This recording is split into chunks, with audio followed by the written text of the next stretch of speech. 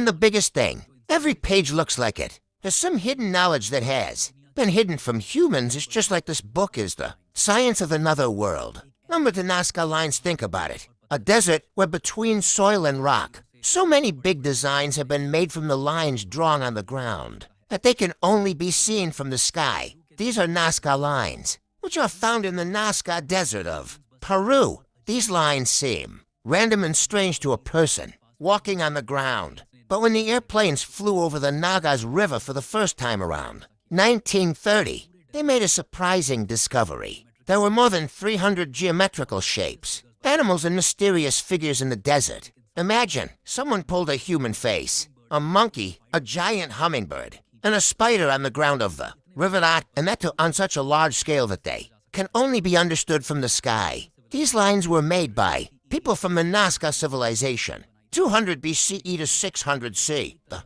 upper layer of the desert is filled with a kind of reddish-brown soil. If this layer is removed, a light gray-white surface comes out from below. People of Nazca exposed this surface and made lines. But the question is, how did they make such large and perfect designs? There was no drone at that time. There was no airplane standing on Earth. Humans never understand what the entire design is. Many scholars say that the lines of NASA were a kind of astronomical calendar. These figures align the time of stars, constellations, and solstice. It means that their relation was with the stars and planetary cycles of the sky. That according to a theory, these lines were a kind of ceremonial pathways. Means people used to walk on them and perform rituals. Maybe prayers for water, because Nazca is a very dry area. The most popular and thrilling theory is that these lines were made for an alien civilization, a kind of landing marks, so that they can identify from the sky, because making such a scale and